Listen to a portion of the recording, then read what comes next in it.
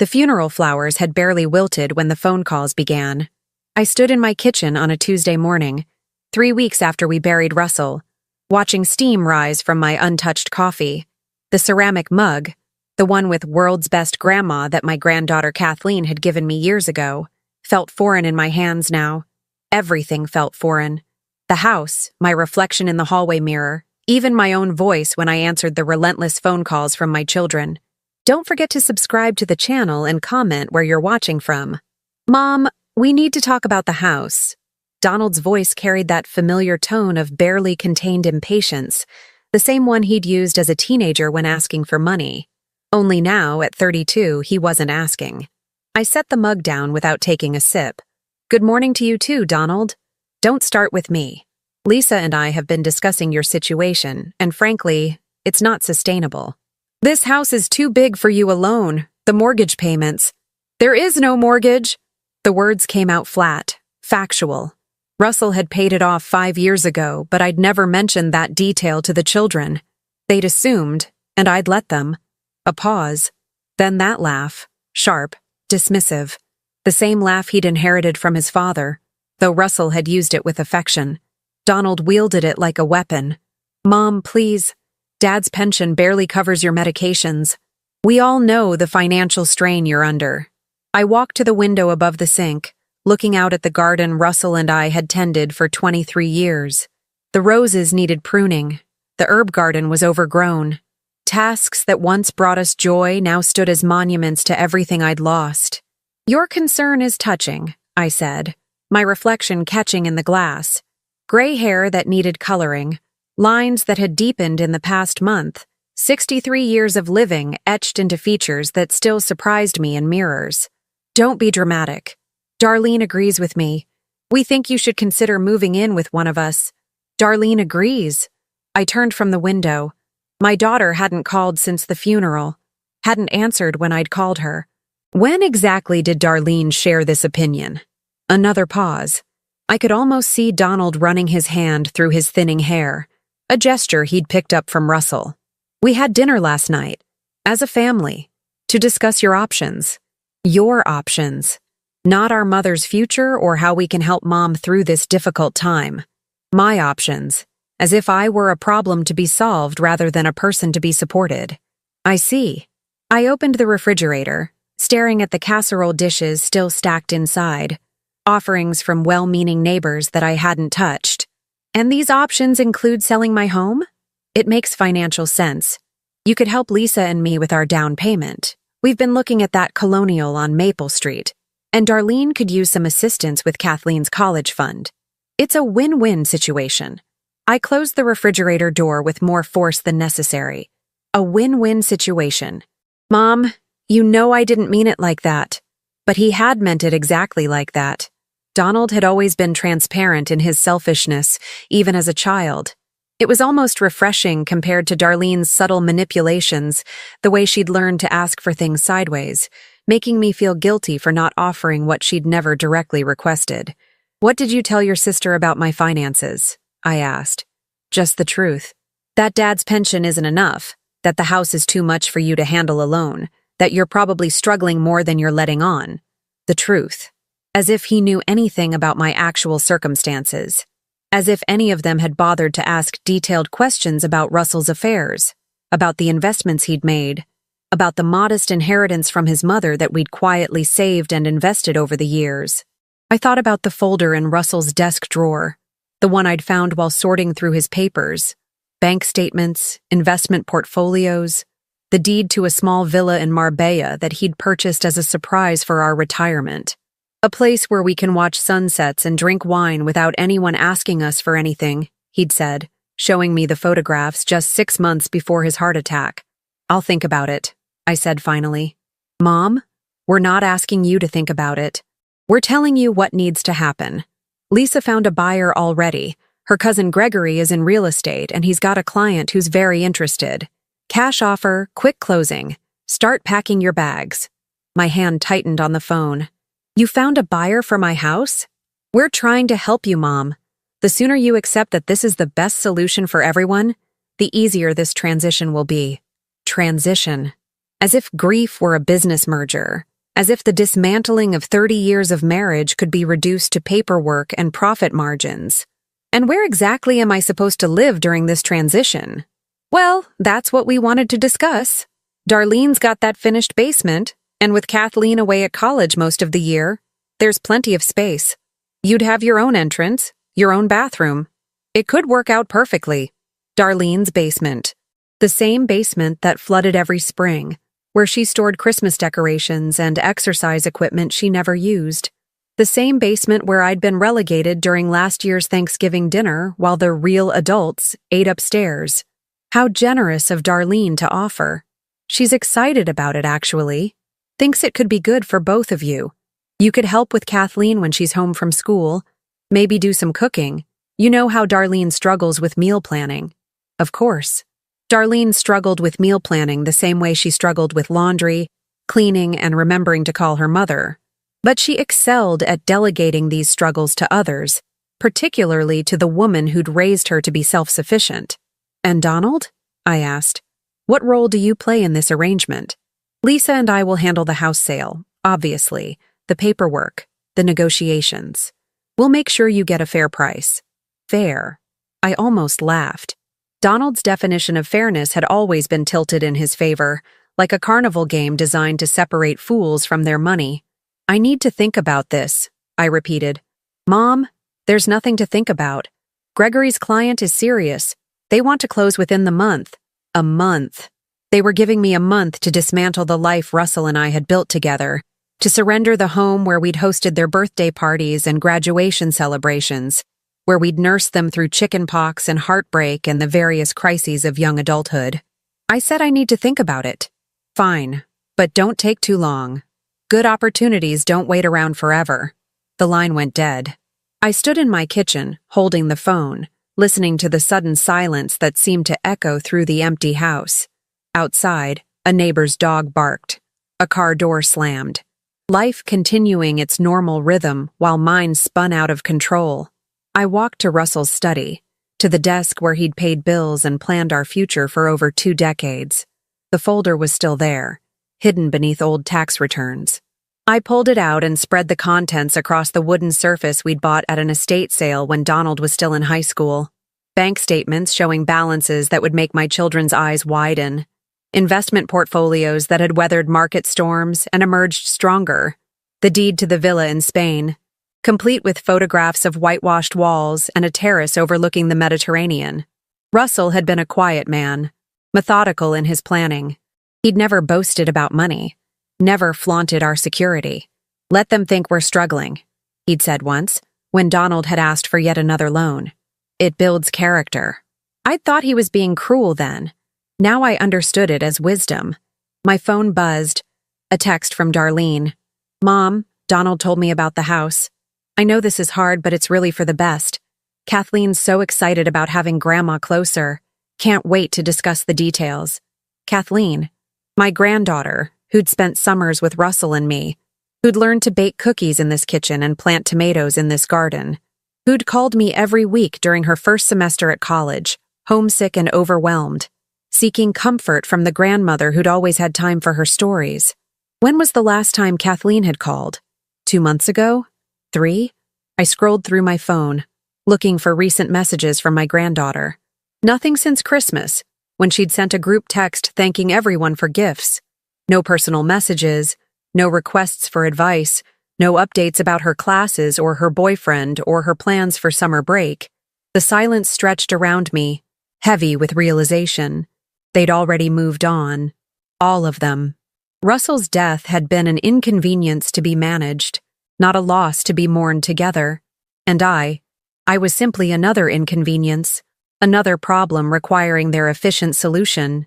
I closed the folder and returned it to the drawer. Then I walked upstairs to my bedroom, to the closet where Russell's clothes still hung, still carrying the faint scent of his aftershave.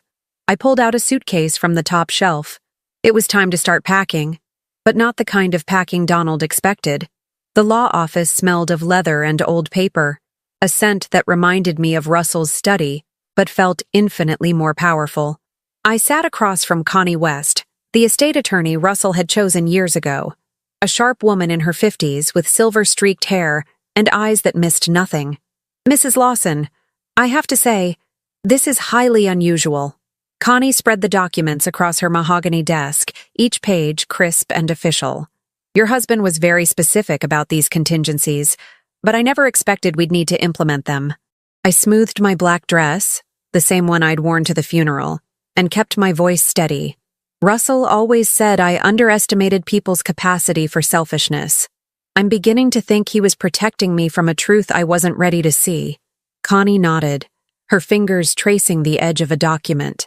"The revocable trust he established gives you complete control over all assets.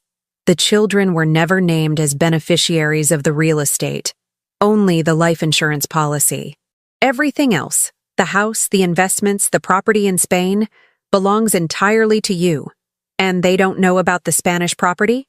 According to Russell's instructions, that information was to be shared only with you, and only after the initial 30-day period following his death." Connie leaned back in her chair. "He seemed to anticipate that your children might pressure you into hasty decisions." Pressure. Such a polite word for what Donald had attempted. I thought about his voice on the phone yesterday, demanding rather than requesting, treating me like an incompetent child who couldn't manage her own affairs. "The house sale they've arranged," I said. "Can it be stopped?" "You're the sole owner. No sale can proceed without your signature. If they've found a buyer and are making promises, they're operating under false assumptions." Connie's smile was thin but satisfied. "Russell was very clear about protecting your autonomy." I felt something loosen in my chest, a knot of anxiety I'd carried since Donald's call. "And the Spanish property? Fully paid, legally yours. The property management company Russell contracted sends monthly reports. The house has been maintained and is ready for occupancy whenever you choose." Whenever you choose. When was the last time someone had spoken to me about choice rather than obligation? Connie pulled out another folder. "There's something else Russell wanted you to have. He wrote this letter to be given to you exactly 1 month after his death. Today marks that date. The envelope was cream-colored, my name written in Russell's careful script. My hands trembled as I opened it, and his voice seemed to fill the sterile office. "My dearest Michelle, if you're reading this, it means I'm gone and you're dealing with the aftermath alone. I know our children, love them though we do, and I suspect they're already circling like vultures, convinced they know what's best for you. They don't. You are not a burden to be managed or a problem to be solved. You are an intelligent, capable woman who raised 2 children, supported a husband through his career changes, and managed our household with grace and wisdom for over 30 years. Don't let them convince you otherwise. The money and properties are yours to do with as you please. Keep them, sell them, give them away. It's your choice. But make that choice based on what you want, not what others expect from you. I've watched you sacrifice your own dreams for decades, always putting our family first. Now it's time to put yourself first. Go to Spain if you want. Travel the world. Write that novel you always talked about. Whatever brings you joy. The children will survive without your constant sacrifice. In fact, they might even grow stronger for it. With all my love and faith in your strength, Russell P.S. The key to the Spanish house is in my desk drawer, behind the photo of us in Venice. Mrs. Rodriguez next door has been caring for the garden and speaks excellent English. I read the letter twice, my vision blurring at the edges. Russell had known. He'd seen what I was too close to recognize, that my children had learned to view my love as a resource to be exploited rather than a gift to be treasured. "Are you all right?" Connie's voice was gentle. I folded the letter carefully. "I'm better than I've been in weeks. What do I need to do to transfer the house deed to my name alone?" "It's already in your name alone. Russell removed the children from all property deeds 3 years ago, after Donald asked him to co-sign on that failed restaurant investment." The restaurant. I remembered the arguments, Donald's anger when Russell refused to risk our retirement savings on his sure thing. At the time, I'd thought Russell was being harsh. Now I saw it as prescient. "There's one more thing," Connie said, pulling out a smaller envelope. "Russell asked me to give you this bank card and PIN. It's connected to an account he opened last year. He called it your Independence Fund." The bank card felt solid in my palm. "How much?" $50,000. He deposited money every month, telling me it was for when Michelle finally decides to live for herself. $50,000. Money I knew nothing about, saved from his pension and investment dividends while I carefully budgeted our household expenses. Money intended to give me freedom rather than security. I left the law office with a briefcase full of documents and a clarity I hadn't felt since before Russell's heart attack. The house was mine. The Spanish villa was mine. The investments were mine. And most importantly, the choice of what to do with all of it was mine alone. My phone rang as I reached my car. Darlene's name on the screen. "Mom, I'm so glad I caught you. I wanted to discuss the basement renovations. Lisa knows a contractor who could put in a kitchenette for you, maybe a separate entrance. It would be perfect. Your own little apartment." I unlocked the car but didn't get in. How thoughtful. I know you're probably worried about the cost, but Donald and I figured we could deduct it from the house sale proceeds. Think of it as an investment in your comfort. Your comfort. Not my independence or my happiness. My comfort. Like I was an elderly pet being relocated to more manageable quarters. "Darlene, when was the last time you called me just to see how I was doing?" A pause. "What do you mean?" "I mean a phone call where you didn't want something, where you asked about my day, my feelings, my plans. When you called because you missed talking to your mother." "Mom, that's not fair. I've been dealing with Kathleen's college expenses, and you know how busy work has been." Kathleen's college expenses. I leaned against my car, watching other people go about their normal Thursday afternoon errands. "Tell me about Kathleen's expenses." "Well, tuition is $28,000 a year, plus room and board, books, her sorority fees." "Darlene, I've been sending Kathleen $500 every month since she started college. For 2 years. That's $12,000. Silence. Money that was supposed to help with her expenses. Money you never mentioned to Donald when you discussed my supposed financial struggles.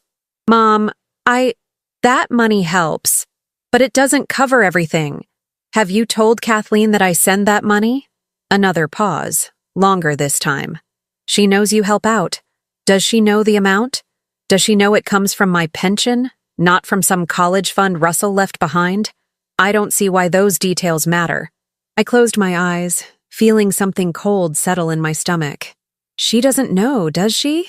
She thinks her college expenses are covered by your hard work and sacrifice. She has no idea that her grandmother has been quietly funding her education. "Mom, you're making this more complicated than it needs to be." Am I? Or am I finally seeing how simple it actually is? I hung up and got into my car. My hands were shaking, but not from grief this time. From anger. Pure, clean anger that felt like waking up after a long, confusing dream. At home, I went straight to Russell's desk and found the key exactly where he'd said it would be. It was small and brass, attached to a keychain with a tiny Spanish flag. Behind it was a photograph I'd forgotten about. Russell and me in Venice on our 25th anniversary, both of us laughing at something the photographer had said. I looked younger in the photo, but not because of fewer wrinkles or grayer hair.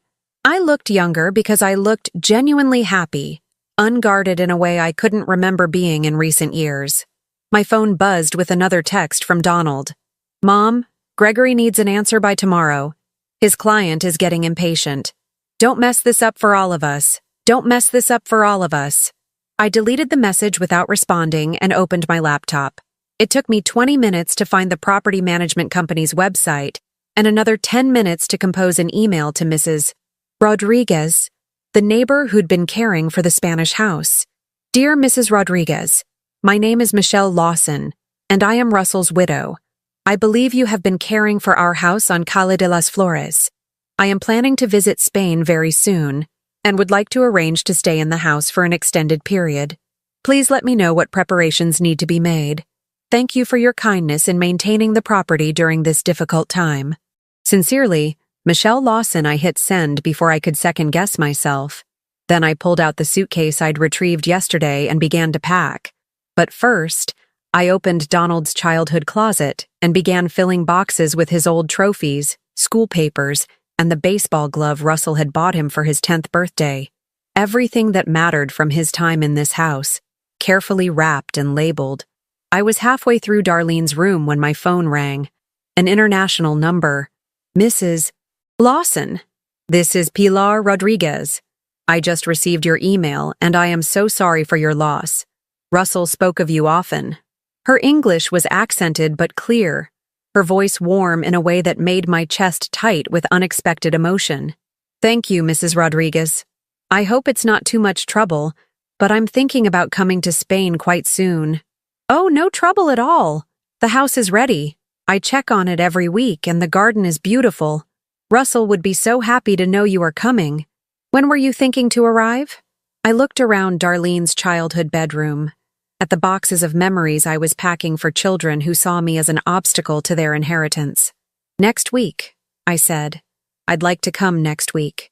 The moving truck arrived at 7 in the morning, just as Donald's car pulled into my driveway. I watched from my bedroom window as my son climbed out, his face already set in the expression of barely controlled irritation I'd learned to dread. He was wearing his serious business suit, the yellow one Lisa had picked out for his job interviews, and carrying a manila folder thick with what I assumed were house sale documents. Perfect timing. The movers were efficient, professional men who'd arrived exactly when promised. I'd hired them to collect the carefully packed boxes from Donald and Darlene's old rooms, along with several pieces of furniture they'd claimed to want someday. Russell's leather armchair, the antique dining set from my mother, the piano Darlene had begged for as a child and abandoned after 6 months of lessons. Ma'am, where do you want these boxes delivered? The lead mover, a kind-faced man named Rodriguez, a coincidence that felt like Russell's subtle humor, consulted his clipboard. The first set goes to 247 Maple Street, I said, handing him Donald's address written in careful script. The second set to 892 Pine Avenue. Ring the doorbell and tell them these are gifts from Michelle Lawson, memories they'll want to keep safe. Rodriguez nodded professionally, but I caught the slight smile tugging at the corner of his mouth. 20 years in the moving business probably meant he'd seen his share of family drama. Donald's sharp knock interrupted my instructions. I opened the door wearing the red dress Russell had always said brought out my eyes, my hair freshly styled, looking nothing like the grieving widow he expected to manipulate. Mom, what the hell is going on? Why is there a moving truck in your driveway? Good morning, Donald. I'm having some things moved. He pushed past me into the hallway, his eyes scanning the boxes labeled with his name. These are my things, my childhood things. Why are you packing up my stuff? I thought you'd want them. Memories are precious, don't you think? His face flushed, a red that started at his collar and crept upward. The same look he'd gotten as a teenager when caught in lies. Mom, we need to talk. Gregory's client is ready to make an offer. We need your signature today. I closed the door and leaned against it, watching him pace my entryway like a caged animal. Donald, sit down. I don't want to sit down. I want to know why you're acting so strange. First, you don't return my calls for 3 days. Now there's a moving truck. Sit down. Something in my voice stopped him mid-sentence. He sat on the bottom step of the staircase, the manila folder clutched in his hands like a shield. Where exactly did you tell Gregory's client the money from this house sale would go? I asked. What do you mean? I mean, did you tell them the proceeds would be split between you and Darlene? Did you calculate how much you'd each receive after paying off this mysterious mortgage you're so worried about? Donald's jaw tightened. Mom, you're not thinking clearly. Grief can cloud judgment. My judgment is perfectly clear, clearer than it's been in years. I walked to Russell's chair, the one the movers would soon carry to Donald's house whether he wanted it or not. Let me ask you something else. When you had dinner with Darlene to discuss my situation, did either of you ask how I was handling Russell's death emotionally? Of course we care about. Did you ask if I was sleeping? Eating? If I needed someone to talk to or just needed company? Did you ask what I might want to do with my life now that I'm alone for the first time in 30 years? He stared at me, the folder crinkling in his grip. Or did you spend the entire dinner calculating how much money you could extract from your father's death? That's not fair, isn't it? I pulled out my phone and opened the calculator app. Let's see. If you sold my house for the amount Gregory quoted, $350,000, and split it between you and Darlene after imaginary closing costs, You'd each get about $160,000. Am I close? The color drained from his face. That's what I thought. Donald, do you know what your father's actual pension pays me monthly? Mom, I don't see why. $4,200 every month, along with his Social Security and the dividend payments from investments you know nothing about. I let the numbers sink in. Tell me again how I can't afford to keep this house. Donald stood up abruptly, the folder falling to the floor. You lied to us. I never lied. You assumed, and I didn't correct your assumptions. There's a difference. You let us think you were struggling. You wanted to think I was struggling. It made it easier to justify treating me like a problem to be solved rather than a person to be supported. The moving truck's engine rumbled outside. Through the window, I could see the men loading Russell's chair into the back. Mom, if you don't need the money, then why? Donald stopped, his businessman's brain finally catching up. You're punishing us. I'm giving you exactly what you asked for. That's not what we asked for, isn't it? You asked me to move out of my house. I'm moving. You wanted my belongings distributed so they wouldn't be a burden. I'm distributing them. I picked up the folder he'd dropped, glancing at the sale documents with Gregory's agency letterhead. You wanted to handle my affairs for me. But Donald, the problem is these aren't your affairs to handle. He grabbed for the folder, but I held it away from him. Mom, be reasonable. We can work this out. Maybe you don't have to move to Darlene's. We could find you a nice apartment. Something more manageable. More manageable for whom? The question hung between us like a blade. Donald's mouth opened and closed, searching for words that wouldn't incriminate him further. My phone rang. Darlene's name flashed on the screen. Answer it, I said. Put it on speaker. Donald shook his head, but I answered anyway and activated the speaker. Mom, what is this insanity?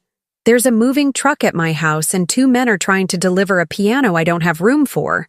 Hello, Darlene. The piano you begged for when you were 8. I thought you'd want it back. I don't want it back.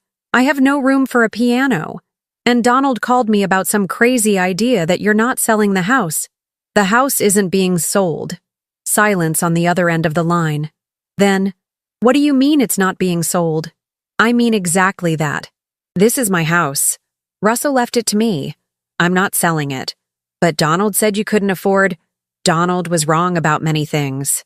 Another silence, longer this time. When Darlene spoke again, her voice had that sharp edge I remembered from her teenage years. Mom, I don't know what game you think you're playing, but people are counting on this sale. I've already talked to Kathleen about her having a bedroom at my house when you move in. Kathleen. I looked at Donald, whose face had gone pale. Tell me about Kathleen, Darlene. What about her? When was the last time she called me? I don't keep track of Kathleen's phone calls. The last time she called me was December 15th, Christmas break. She wanted to know if I'd send her money for a spring break trip. I walked to the window, watching the movers secure Russell's chair. She didn't ask how I was doing. Didn't mention missing her grandfather.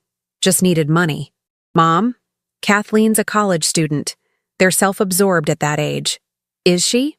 Or has she learned from watching her mother that grandmothers exist to provide financial support without expecting emotional connection in return? That's not...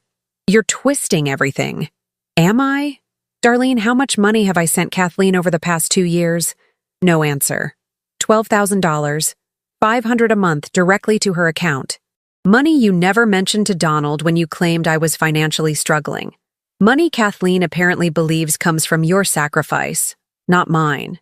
Donald was staring at me now, his mouth slightly open. You've been sending Kathleen money? Every month since she started college, because I love my granddaughter and want her to succeed. I turned from the window to face them both, Donald in person, Darlene through the phone. But love isn't supposed to be invisible. Support isn't supposed to be secret. When did my family decide that my contributions only mattered when they were hidden? Darlene's voice came through the speaker, smaller now. Mom, we never meant... Yes, you did. You meant exactly this. You wanted my resources without my presence, my money without my opinions, my compliance without my autonomy. I ended the call and looked at Donald. The moving truck will be at your house in 30 minutes. I suggest you make room for your childhood memories. Mom, please. We can fix this. How? The question stopped him cold. I could see him searching for the right words. The magic phrase that would restore his access to my resources without requiring genuine respect or relationship. We could have dinner, as a family. Talk about what you really want. What I really want. I laughed, surprising myself with the sound. Donald, what I really want is to live the rest of my life surrounded by people who see me as more than a source of emergency funding.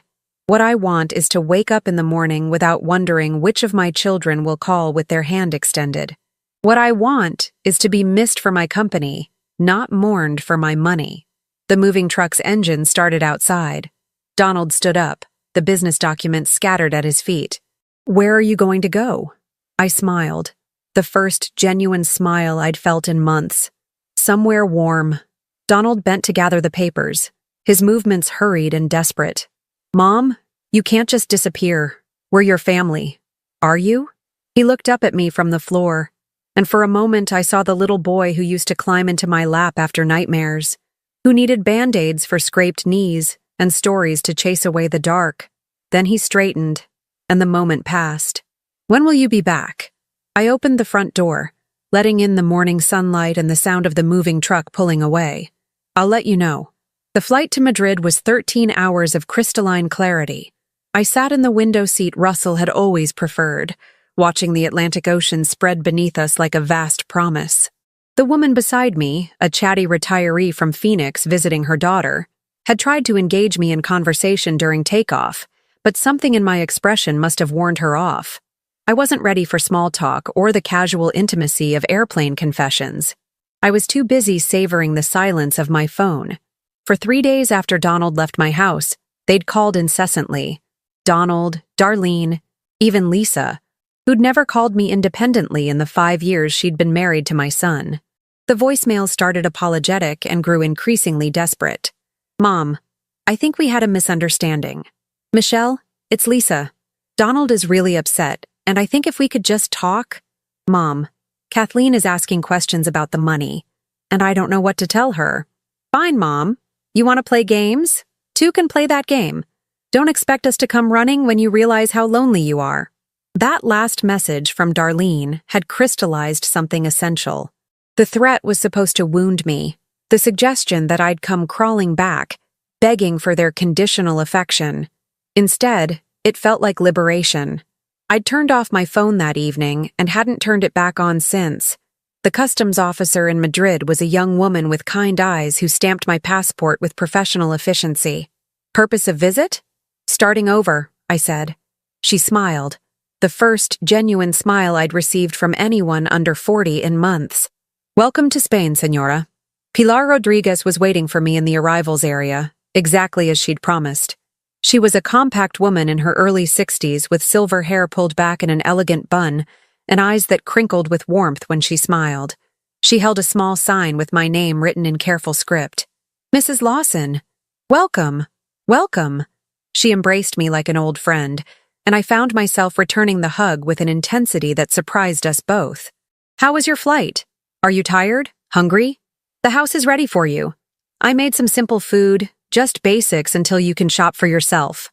Her English was excellent, spoken with an accent that made everything sound musical.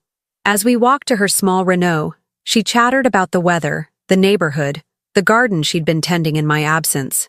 Russell, he was so proud of this house, she said as we drove through the winding streets of Marbella. He would show me pictures on his phone. You in the kitchen in America. Your grandchildren. Always your grandchildren. My Michelle will love the kitchen here, he would say. She will make it sing with life. I pressed my lips together, not trusting my voice. Russell had talked about me here, in this place I'd never seen, to this woman I'd never met.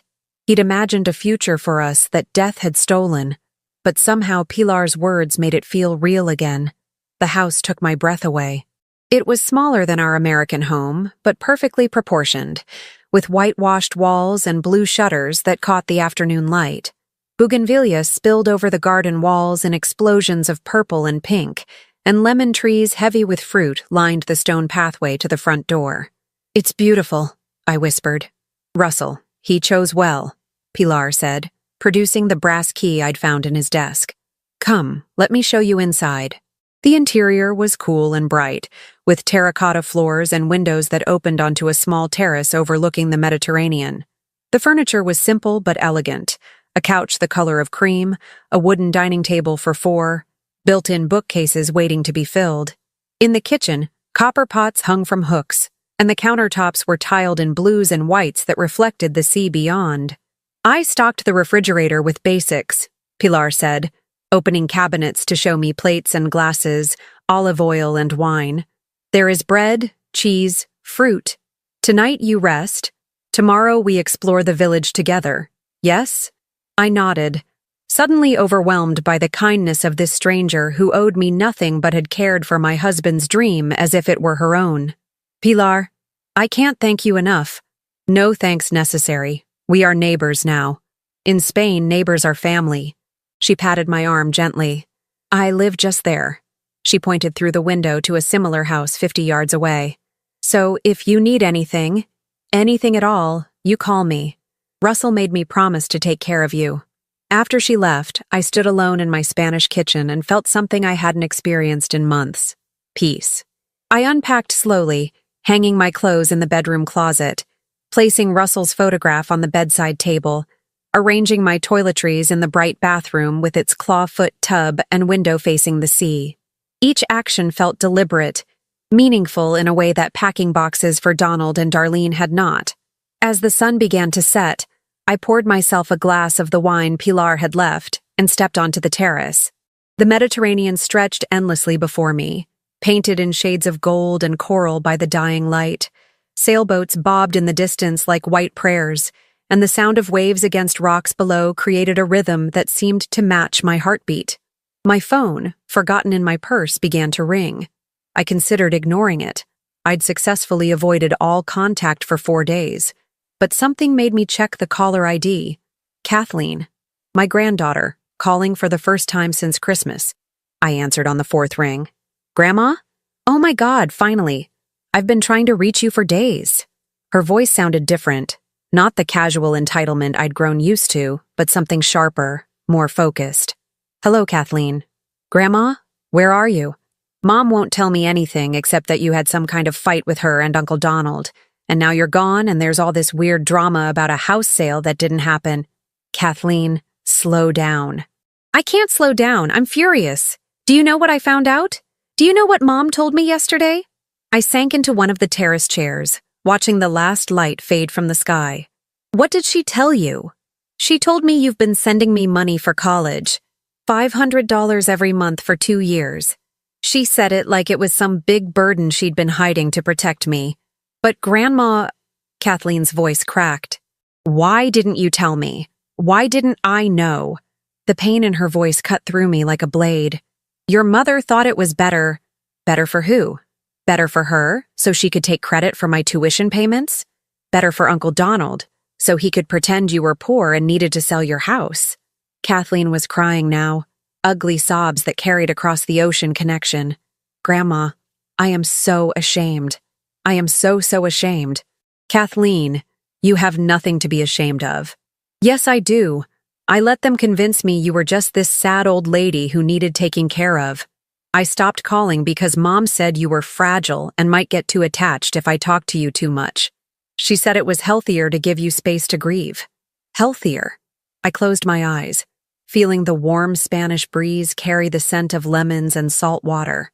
"So, I gave you space," Kathleen continued, her voice getting stronger with anger. "And meanwhile, you were paying my sorority dues and my textbook costs and probably my spring break trip, and I never even thanked you. I never even asked how you were doing without Grandpa." "Kathleen? And now they're telling everyone you've had some kind of breakdown and disappeared. But Grandma, you haven't had a breakdown, have you? You've just finally had enough of their shit." The unexpected profanity made me smile despite everything. "Language, Kathleen. Sorry. But am I right?" I looked out at the darkening sea, at the lights beginning to twinkle in the village below. "Yes, you're right. Where are you?" "Spain." "Spain?" I heard the shift in her voice, surprise replacing anger. "Like, the country Spain? Your grandfather bought a house here, for our retirement. I'm sitting on the terrace right now, looking at the Mediterranean.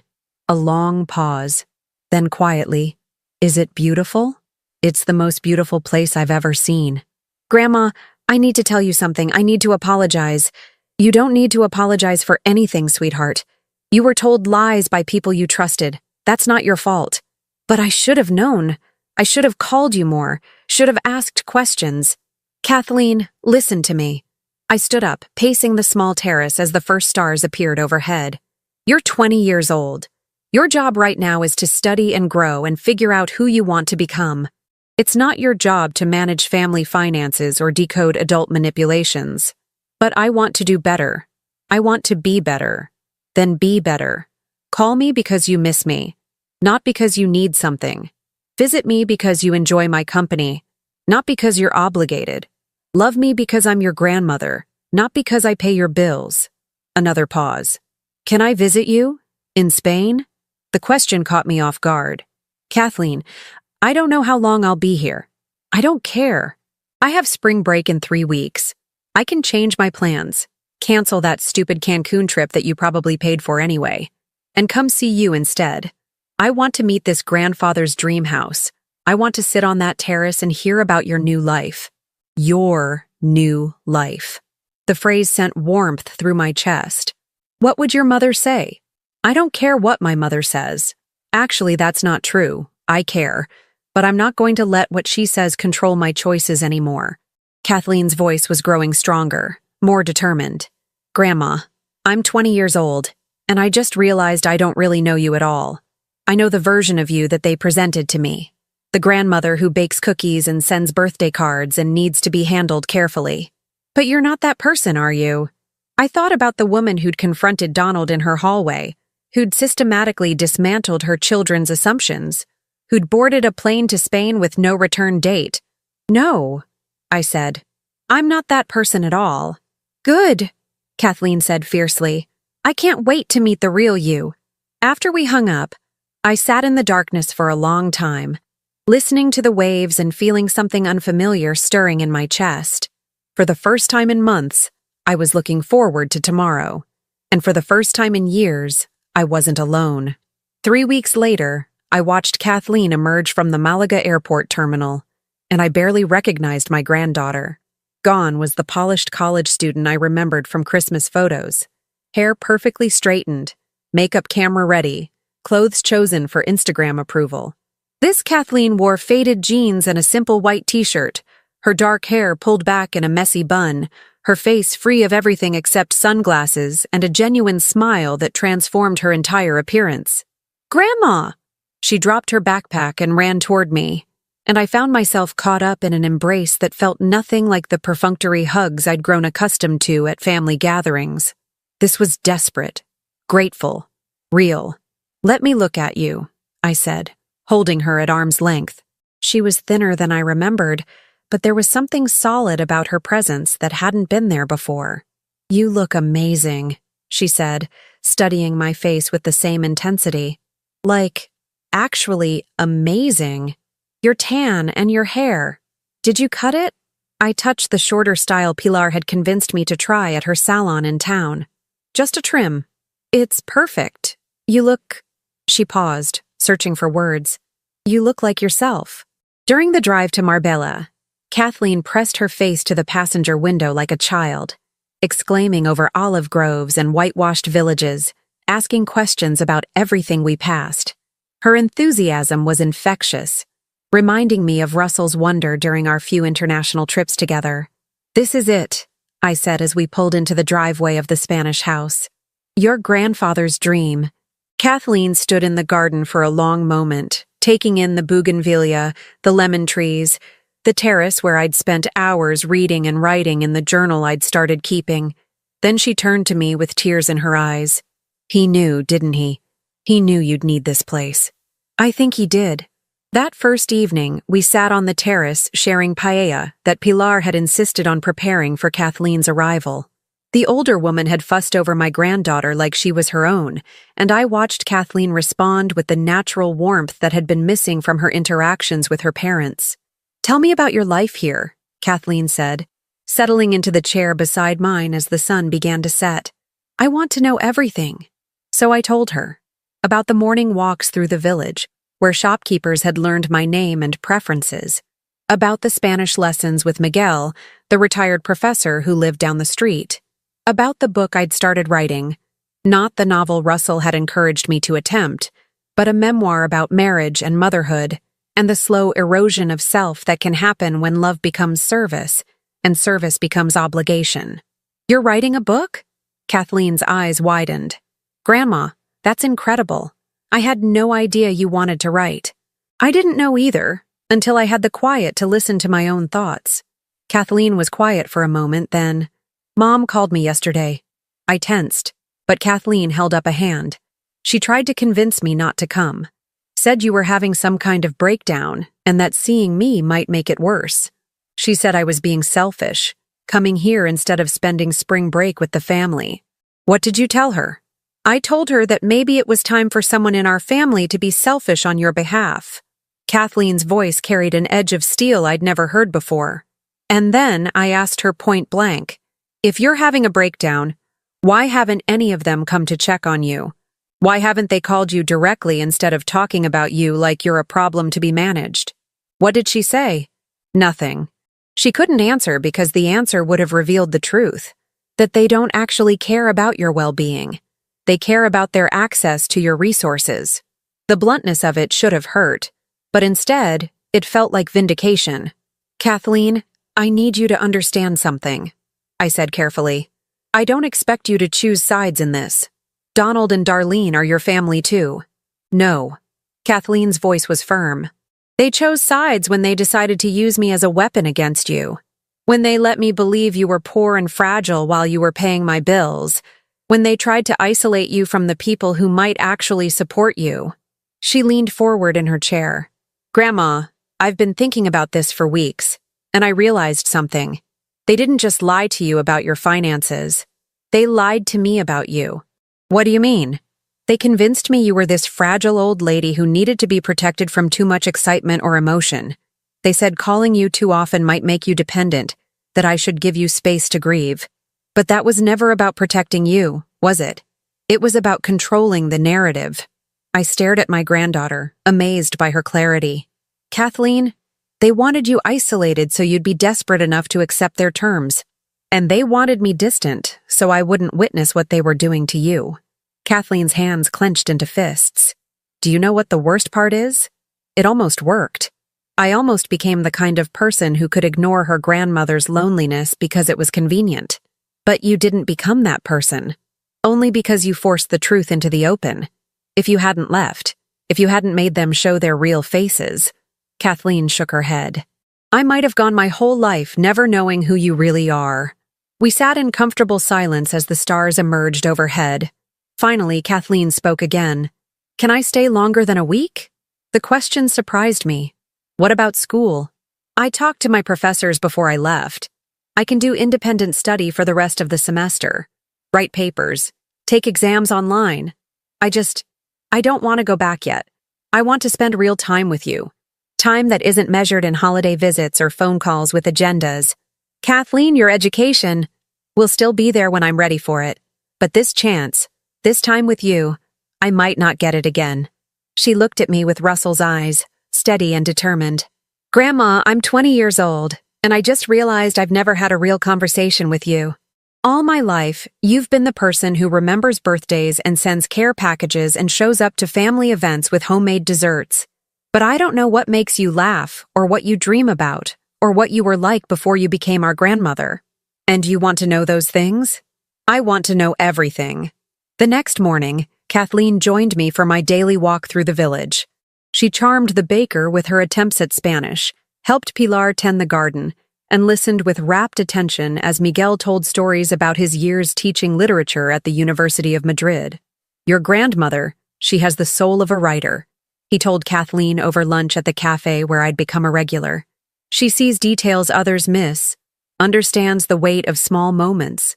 She's always been like that, Kathleen said, looking at me with new appreciation. I just never paid attention before. That afternoon, we drove to a small beach I'd discovered the week before. A hidden cove accessible only by a winding path through pine trees. Kathleen spread a blanket on the sand while I unpacked the picnic lunch we'd assembled together. "Grandma, can I ask you something personal?" I looked up from the sandwiches. "Of course. Are you ever going back?" The question I'd been avoiding, even in my own thoughts. "I don't know. But you could stay here permanently? Legally, I mean?" Russell researched it thoroughly. "I have residency options, healthcare, everything I'd need." I handed her a sandwich and settled beside her on the blanket. "Why do you ask?" "Because I think you should stay." The certainty in her voice surprised me. "Kathleen, I think you should stay. And I think you should let Mom and Uncle Donald figure out their own lives without expecting you to fund their mistakes or validate their choices." Kathleen took a bite of her sandwich, chewing thoughtfully. "And I think I should transfer to a university here." "What?" "There are American programs in Madrid, Barcelona, even here in Malaga. I could finish my degree in international studies, become fluent in Spanish, maybe learn about a different way of living." She looked out at the Mediterranean, her expression thoughtful. "Or maybe I could take a gap year, work with Pilar at her pottery studio, help you with your book, figure out who I am when I'm not performing for an audience." "Kathleen, that's a huge decision. So was getting on a plane to Spain. So was cutting your hair and writing a book and refusing to sell your house." Kathleen turned to face me fully. "Grandma, for my entire life, I've been making decisions based on what other people expected from me. What Mom wanted, what my professors wanted, what my sorority sisters thought was appropriate. But sitting here with you, I feel like I'm seeing clearly for the first time." "What do you see?" "I see that you're not the fragile old lady they painted you as. You're probably the strongest person I know. And I see that I don't want to be the kind of person who abandons someone I love because it's convenient." Kathleen's voice grew stronger. "I want to be the kind of person who shows up, who chooses love over comfort, truth over convenience." "Kathleen, your mother will never forgive me if I let you derail your life. This isn't derailing my life. This is saving it." Kathleen grabbed my hands, her grip warm and sure. "Grandma, I was sleepwalking through college, going through the motions because it was expected. But I'm awake now, and I want to spend my awakeness with someone who sees me as more than a project to be managed." That evening, we called the university together and arranged for Kathleen's temporary leave of absence. Then we called Pilar to ask about the pottery studio apprenticeship. Finally, with the Spanish sun setting behind us and the sound of waves providing a soundtrack to our conversation, Kathleen made one last call. To her mother. "Mom, it's Kathleen. I'm extending my stay in Spain. No, I'm not having a breakdown. I'm having a breakthrough. I understand you're angry, but I'm 20 years old, and I get to decide how I spend my time. Actually, Mom, that's exactly what I'm doing. I'm choosing Grandma because she's the only person in our family who's ever treated me like I matter more than what I can provide." Kathleen ended the call and turned off her phone. "Any regrets?" I asked. She smiled, Russell's smile, full of quiet determination. "Just one, that it took me 20 years to figure out where I belonged." As we sat together on my Spanish terrace, watching the stars emerge over the Mediterranean, I realized that my story of loss had become a story of finding. I'd lost the illusion of family that demanded my diminishment, but I'd found the reality of family that celebrated my strength. And for the first time since Russell's death, I wasn't just surviving, I was thriving.